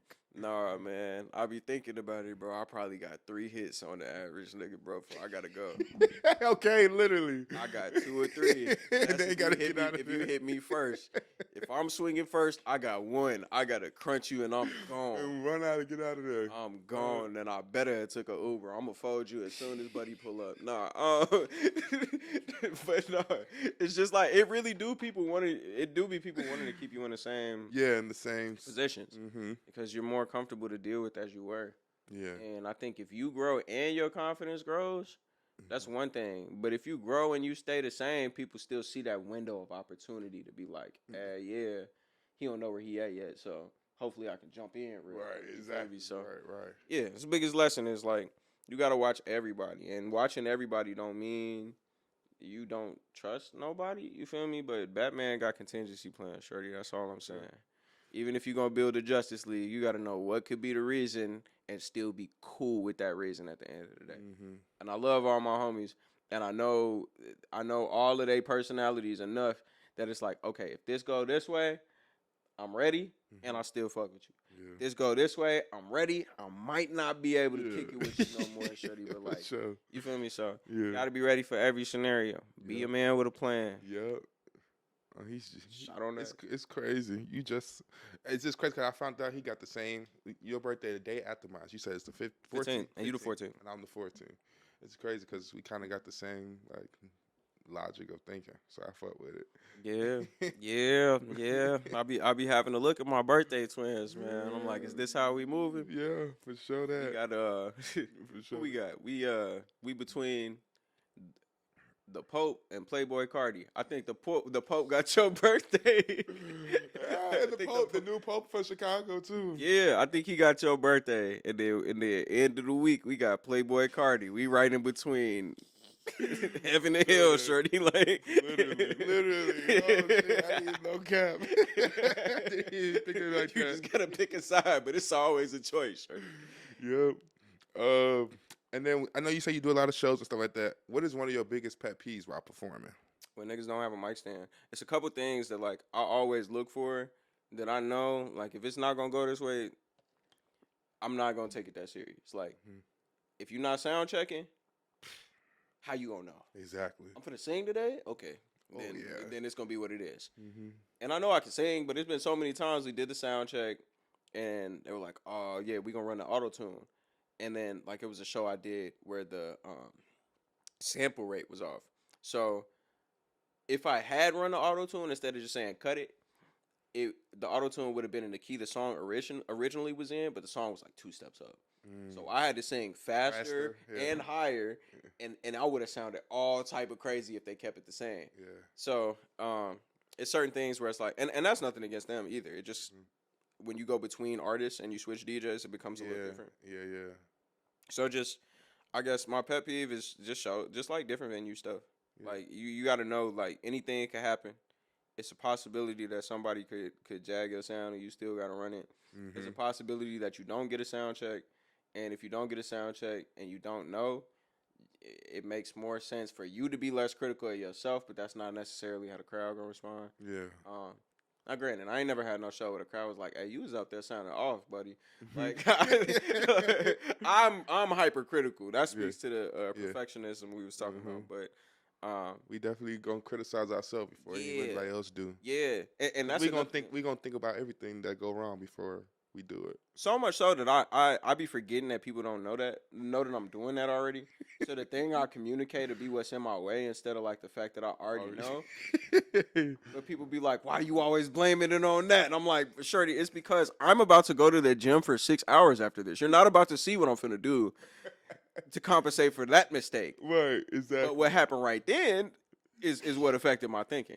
Like, I'm already thinking 2 steps ahead, and you like, "Oh, you not taking accountability, boy. If you saw what I'm finna do to myself after this, you would understand exactly where the accountability finna be at, and the difference between me and you."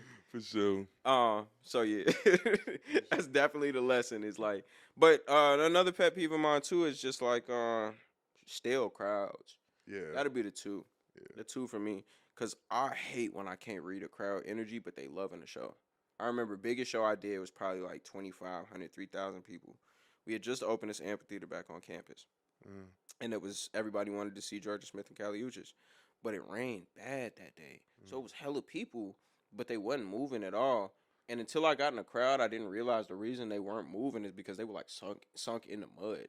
So like when the songs were done, they were cheering over loud, but when the songs was going, it wasn't nobody moving. I was like, I ain't never had no show like this. Yeah. And so yeah, it's just they like want to get all fucking. they couldn't move. Like when I got in the crowd, I was like, "Oh, we finna be in one." Like it wouldn't make sense to be picking your feet up like that. I was performing in a poncho, so like it made sense. But then I looked out and I got in the crowd and I saw the show and I was in like the little VIP box or whatever that they put the artists in so that we could still see the show and not be in the crowd. And even there, I was like, I need new boots. Like, and y'all came outside in ones. I see why you wasn't gonna step. So stale crowds really throw the energy off because you never know. Yeah. But outside of that, yeah, if you ain't got a mic stand and I ain't got no sound check, I know this ain't finna be one. Yeah, I did a hosting for a fest for Twilight Fest a couple weeks back, and I was the host, first time hosting an event. And in the beginning, I started the show off by myself because my co-host she was running late, so I kind of started off and I just couldn't read the crowd. And I'm like, the fuck, is they fucking with me or not? But then when I got it going, they was fucking with me and they had a great time. But I understand that stale crowd because even when I go to like showcases with other artists and I watch the crowd, and sometimes the crowd don't be vibing with it, I be in my head like, damn. I know if I was up there and I see the crowd acting like this, I would be like, fuck. Yeah. Like. Yeah, I be thinking about that in the sets too. Yeah. If somebody is dancing, I know I got it. But if nobody moving, I'm like, oh, y'all feet broke. Okay. And then even to Chicago though, Chicago crowd is so hard. Like even for celebrities, like because I go to concerts for like that's my outside. Like I'll go to a concert or a festival before I go to like a club. Easy. And I like to people watch. So when I go to festivals, I'm just always I'm very observant. I'm always watching everything, and I just watch people. And sometimes even celebrities, like whole big stars, rappers and shit, be performing. The crowd sometimes they'll be fucking with it, and then you hear them up there like make some noise or what's up with y'all, whatever. And it's just like Chicago's just a hard crowd. Yeah, nah.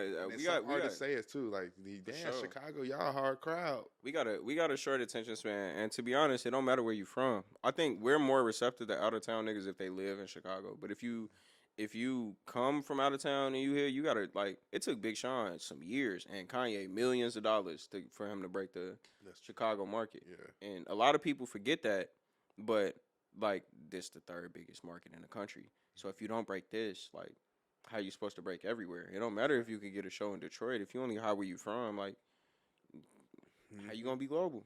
That's what I be saying. I say if you don't have, I be thinking that like if you don't have Chicago on your back, then are you really like But it's hard to get Chicago on your back. It is, especially as a Chicagoan. I feel like that's a different rule of thumb. Because fact of the matter is, you already got fans in the city that'll speak up if you pop someplace else.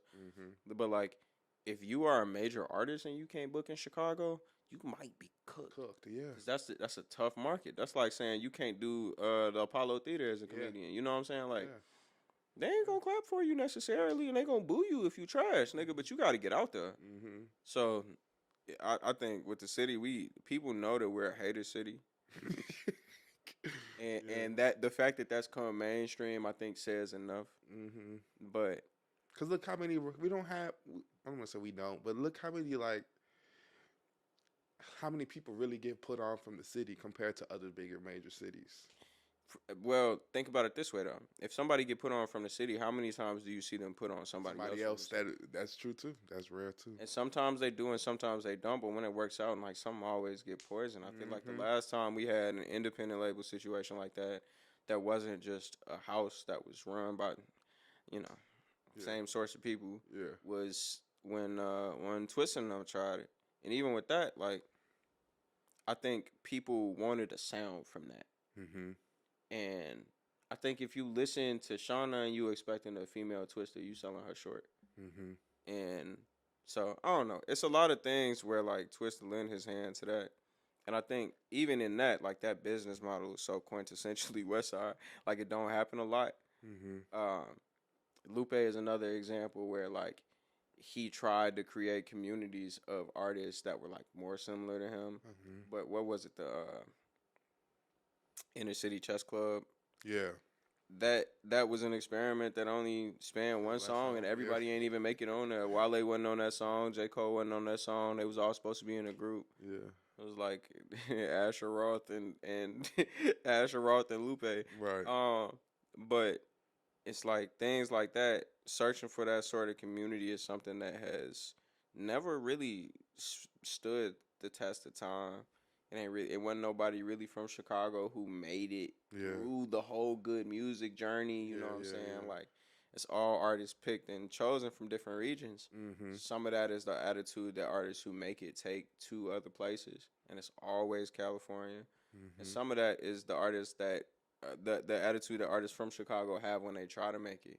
Like a lot of niggas try to be Kanye or try to be Chance or try to be somebody who made it before. Mm-hmm. Not recognizing them, they still trying to figure it out. Like they still in the middle of the shit. So yeah. Just a tough city to break in for sure. But I think with all of us recognizing that it has the talent at the highest level, I've seen it in a long time per capita. I would agree. I think I go to a music event probably per week where you gonna see one of the best rappers in the country. I agree. I was supposed to today. There was an event going on today at 3:00, and I was invited to. It was an artist he was performing, and he from Chicago, and he was cold. I looked him up. A friend sent me an event. It was a music event. Remy Martin, free RSVP and stuff, and I was just like you say, you go to a lot of the music events like local and shit, and find dope artists like. And that's how I've been finding artists for the podcast, going to different music events, showcases, at sub team, open mics, all type of shit. Yeah. So it is just we gotta build a type of city where that doesn't have to be an open mic. And I think like we're getting there. And the open mics are the right structure to approach that. But I think a lot of people are taking more of the collective approach of putting on their own shows. And that can be kind of hybridized with open mics. I don't always love that because I think it sneaks people into being like participants in a larger show. Yep. Mm-hmm. And I'm not showing up to nothing to rap to feel like you only let me do that so that I can watch another nigga rap. Mm-hmm. But I think like figuring out what that model is and what chances give people the opportunity to like not feel like they got pushed into a set so much as like they had their opportunity for a proving ground and wanted to see who made it beyond that point. Yeah. You know what I'm saying? It's a fine line. Yeah. But I feel like it's enough niggas in Chicago that take the kind of tournament of power approach to it that it could go that way within the next couple of years. Yeah. I know some guys right now that's throwing their own showcase events, but like you said, it's becoming more of a thing. Artists can't throw events. That's the other big thing. Like I think there are so many people who try like it's got to be us, it's got to be for us, it's got to be by us, and I don't think no artist can throw events. I'm gonna say that very clearly, but I think so many people recognize the fact that like there is a space missing, and they try to be that void instead of enabling the people who already have the skills to do that, who are not artists. You can care about art without being an artist, but when you're an artist, you're gonna insert your own native biases, right? Like. If you feel like drill niggas done been taking your opportunities for the last 10 years, you're not going to have not a single drill nigga in the show. I see what you say. You get what I'm saying? If you think that your homies are the best in the city and you think they deserve an opportunity to have that platform, if you got 10 niggas in there that's colder than your homies, you still going to put them in the front. Mm-hmm. There's no opportunity for objectivity with that. Mm-hmm. Artists are, by definition, subjective. Yeah. And until you are willing to take a step back and say, look, fuck what you got going on. You been my homie for 15 years, with this nigga popping right now. This is what's going to make the best show. But you don't have to do that to your homies either. So, like, recognizing the right time for those things. It's like, I'm not the sort of nigga that's like, go look for the biggest opportunity. Go find the biggest feature. Don't put your homies on.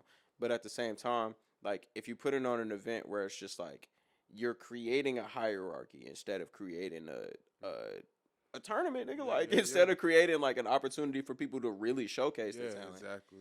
If it ain't even, call it what it is. And I'm fine with it not being even. But if it ain't even, call it what it is. Yeah, facts. Real shit. Because that's and the funny that you say that. I recently watched like a little interview. I don't know if you know who Miss Deb is. Yeah. She had said that about Gucci Mane. She was like, I don't know how she don't think that rappers should have labels, like be like on record labels, because at the end of the day. And she used Gucci Mane as an example. Like, I guess she worked with him for a long time. And she was just stating like, he's very selfish and all of this. So like, how do you expect him to push all these other artists and also him trying to also be a rapper at the same time? He's not really there for the artist. So No, you saying that makes a lot of sense too, because it's just like it's true. Because an artist, a rapper, he's still trying to get on. So imagine him trying to put on rappers too. He's not gonna want them to blow up unless he came to that you get to knowledge that that point. like okay, You get to that point, but like I think what I'm really getting to the heart of is the fact that like niggas can't conceal their self interest. If you're trying to be a rapper and you telling people no, I'm trying to put other niggas on, like that's not what you're trying to do. So say what it is. Like it's trying to build a team and you not giving nobody no opportunity to grow. Like yeah. you not there's two. I say this with my pops all the time because you know what I'm talking about. If you build a system and it can sustain itself without you, you're a leader. That is to say, if you had the ability to look at somebody and identify their leadership capacity and enable them to do that, such that if you leave, the system still works by itself. You are a leader. Anything other than that, most of the time, talented narcissism. You can be a great coach and still only build a program that works because of you. You feel me? Okay. That means you believe in yourself more than you believe in the program. Why would you do that? Yeah. Why would you build something that you can't trust? And if you're not watching it, why wouldn't you believe in its ability to progress? Yeah. Right? I think a lot of coaches are like that. I think a lot of musicians are like that. I think a lot of label heads are like that. But if you can't get out of your own way, you ain't never going to be honest with the people you're supposed to be putting on. Then eventually they're going to be like, my label lying to me. And you don't even know you lying to niggas because you selfish as fuck. Yeah. Like, it's really what it is. Right? Like, you didn't even know you was being selfish the whole time because you built a system that preserved your selfishness. Yeah. Right? It serves you and only you. But until niggas can see what it is they want, devoid of what it is you got going on, you ain't doing shit but boosting yourself up. Yeah.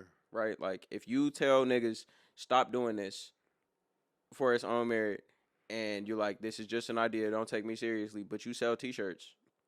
You feel me, shorty? Like, I think every cause is noble, but I also think niggas give themselves noble reasons to skip subtext.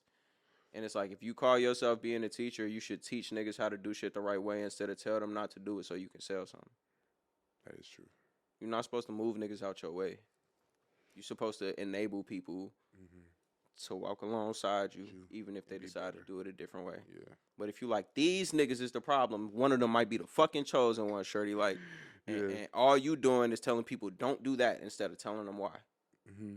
And if all you saying is don't do that, this got a nigga killed, all the shorty who needs something, who don't give a fuck what you talking about, gonna say is, it ain't gonna be me. How many times have you seen it ain't gonna be me, be them? Be them, yeah. A lot of times. You feel me? Like, A lot of times. I done heard that so many times, and I'm just like, be careful, shorty. Like, be safe out here, because I hear what you talking about, but this ain't Scarface, shorty. Okay. Even at the end of Scarface, He died. Tony Montana ain't nobody God. The whole point of that movie is that nigga was tweaking the whole time. Literally on drugs and shit. But besides music, what's some other business ventures and stuff you got going on? I got, man. Or that you are working on to, bring to the light soon. I think there's a lot going on. As an artist, I think my brand is so music focused. That's a difficult question to answer. Okay. Because I want to make sure that people know me for that. For sure. We definitely are working on getting a show going in August that sort of augments the sort of talent we believe is in the heart of the city. Okay. I think in that lane, we're not being quiet about the fact that it is for the people who it's for. You know what I mean? I'm not saying that this is meant to be a big experience for everybody. This is for the homies, you feel me? And it's for the people who, it'll be a series, so we feel like we'll be able to be selective with it, but we're not being quiet about the fact that it's a show that is intended to bring to light what people aren't talking about artists who we feel like are pretty good. Yeah. I know the first show that we're planning on doing, I think, will be me and Cassius Tay, and we'll have 2 DJs for that. Me and Codename Torino are working on the details for that, and that'll be good. We're trying to make sure that these events are in like west or south side venues particularly, but I want to keep it out west because that's me. It's where I'm most comfortable, but like between me and Cassius, we got out west and out south, so like that's not going to be, realistically speaking, I'm okay with being on either side of that fence, but I got a lot of homies, like when Saba said I'm from a part of the city that they don't be talking about, niggas heard that and they only started talking about Pivot. You feel me? Like, and I think they make my favorite music of a collective anywhere in the country. But at the same time, I don't sound nothing like a nigga from Austin. You feel me? Yeah. And the best rapper out of my hood is John Doe. John Doe, yeah. And John Doe make R&B music more than rap. But she probably the best rapper out where we from. And she not here. She in LA, kicking it with some of my homies who live in LA, right? So like, it's with that being true, with the West Side having its cultural resurgence. I mean, mic.VII from Lawndale, so I know he another artist who's on the rise who's from that part of the city. But he cool with the Pivot niggas. So like, I feel like one thing that we've got to be better about doing is showing off like the rest of communities from an artistic standpoint, but also starting with the people who like are putting it together for real. If this is gonna be an artist event for artists, it can't just be the rap niggas. Like, we got DJs there. My engineer will be the driving force behind a lot of the creative direction. We've got all of our connections from a vendor standpoint. That we're gonna try and show the depth of these relationships. Not to say like this is for everybody, but this is what it does to have the network of connections that don't get the opportunity to coexist a lot. So I think recognizing that we build these silos, a lot of people aren't exactly resistant to that. So flipping that in a sense that we can say this is the silo that we've been in and we want to play big ball. Like, and we're not gonna wait for y'all to do it, but at the same time, we want to invite you into something that will work, not just something that is ours. That's what we're working on in that regard. And then by day, I'm an organizer, man. Like, it's always something to work on. For sure. It's always something. Do you have music coming for 2025? Definitely. Is it more singles, or we gonna probably get a project, or just singles? We gonna get a project in this year. Okay. We gonna get a project in this year. It's probably gonna be, so last year was like R&B and like lyrical rap. Y'all got drumless loops from me. Got even the West Coast leaning stuff. Kendrick showed you that could be lyrical, so it was easy to get off within that time frame. Got the Black Sam feature, which I think, if you know anything about bro music, the way that he organizes those pockets is insane. But the pockets and the wordplay are really unique and kind of blends Chicago and Florida in a way I'm not sure that I've seen very often. Especially, I mean, the Food Concept too, Michelin Man, fantastic album. But this next year is just gonna show people I can play industry ball, right? Like, this is a record that is, a mixtape is gonna be the fourth of a mixtape series I started in college. The first one that I've done in studio, that'll have a lot of my producers who are in the drill scene, a lot of the best producers probably ever who have been in the drill scene, and then various people from all parts of the world. I got a producer from Italy who's got a couple records on there. Obviously, 708 and C-Chop got some records on there. My homie Kenny Black, who does more boom bap stuff, might have a trap record on there. So like, just to show like the breadth of the network, but also just to do it in a traditional mixtape way, which is a lot of the reason why I've been doing these Monday freestyles, because like, I want to show y'all I got mixtape Wayne in me before I drop a mixtape. Yeah. You feel me? So we'll probably drop that toward the end of the year. I know I said I got to re-release the project now that I got a new distro partner. So that's just, I'll probably drop it again everywhere. I know the reason that I switched distros with Spotify. They be playing with me sometimes. They be playing with me sometimes. They'll playlist me and then say, "Why'd you do that? How'd you end up on our Spotify playlist?" I'm like, "Nigga, you." Anyway. And what, they'll take it off? Sometimes, bro. Like, it's gotten to the point where, like, if you see my old streaming history, it lines up. But motherfuckers don't really expect for it to move that quick. The way that I timed even the last project is like, we had a label artist who had just dropped his debut project and then dropped ours, so we caught the tail end of that motion. Damn, okay. And they were like, "Nigga, what you got going on?" And tried to show them, and they wasn't fucking with me. So like, we had whole reports. We were running meta ads through the meta suite regular way, and then niggas was like, they thought you was trying to step on their toes. Yeah, they were like, "That doesn't sound like that came from Spotify." I'm like, "Nigga, we directed them here. Fuck is you talking about?" So yeah, sometimes we re-strategize and take some effort too. So I know I'm gonna re-release that. They really be like that. Artists really be Nigga. like that when you like drop music around the same time. Like if y'all No. partner. It wasn't, bro. It wasn't, bro. I Oh, want to make it clear it wasn't, okay. bro. It was Spotify. It was not Black Sam at all. Okay, It had okay, nothing to do okay, with it. okay, okay. That if anything, he did us a solid by being like, yeah, that's cool. Just make sure you make it like a feature artist type shit. So it was So Spotify that was blocking it. Spotify was tweaking on us, bro. Like tweaking on us. And I've never had that happen before, and I've had bigger projects, but they was tweaking on us. They was like, look, nigga, this look a little labelish. You don't be doing labelish shit, so come talk to me about it. And if you do that with DistroKid, it ain't gonna be no conversation, nigga. So yeah, they came and got us for that shit, bro. What? And like I said, I can show you the whole shit. It wasn't nothing we was doing that was out of the ordinary. We ran ads through Meta to Spotify. Yeah. And they were like, nigga, that motion don't look normal for you. And I was like, it it was quick, but it's pretty normal, shorty. Like, if you look at the last 3 shits we did, Yeah. it went the same way. So, you know, niggas be playing, but it don't hurt the business none at the end of the day. So, not to mention the fact that we got streaming in other places. You know what I'm saying? Like, if it just gotta be Apple Music, I could ride with that.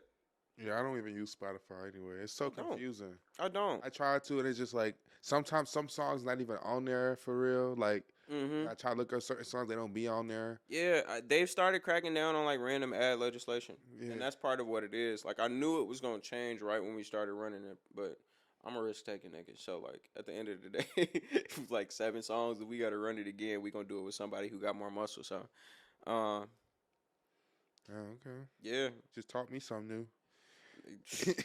I'm not the only artist in this situation. I'm not gonna lie. I know a couple of my connects in the industry had been advised to do it the exact same way and then ran into a similar issue. So, Okay. shit, man. That's what does it take? We'll probably have a secondary promo run just because of that, Okay. and it really don't make no difference. It's gonna be the same numbers. It's gonna be the same project. It's gonna be the same whatever. Yeah. But they was just like, "Hey, man, quit playing." So I was like, okay, before I re-upload this shit, let me make sure that y'all ain't got nothing to say I'm playing on. Keep everything exactly the same. We're running back. So that'll happen, and we gonna get the real raps off. And some of the trap shit, some of the drill shit, some of the man, I can't even. I don't want to spoil it. This gonna for sure be my hardest project. I'm excited. We excited. We gonna be waiting. We gonna stay on the lookout for it. Let them know where they can follow you and find your music at. Stuff like that. My name is Seven again in Roman numerals. That is VII on social media, every single platform. It's all the same. My handle is GT VII73. It's because my initials are GT. My name is Seven, and it's 7-3. So yeah, I try to keep it simple. You know me from wrestling, it's GT. You know me from music, it's VII. You know me from Chicago, that's 773. GT VII73. And there you go, lock in with him, man. It was definitely a pleasure talking to you, man. Definitely It's been cool. Definitely fuck with your logic and your music and your creativity. Keep doing what you're doing. I'm definitely gonna keep playing Slow Down until you drop that new heat for us, and we gonna bang that out too. Yeah, man, we got some, man. So- I wish I could talk about it more than I'm talking about it, but I'm gonna talk about it. Shit. We show that. But y'all go ahead and lock in with him. Go follow him on Instagram, YouTube, all his social media handles. Go ahead and lock in with him. Go ahead and follow me on Instagram at @Iam_Cujo Hendrix and the podcast channel at InDaCut Podcast _. Y'all go ahead, like, comment, and subscribe. And yeah, man, stay tuned. He's about to get into his performance, and we gone.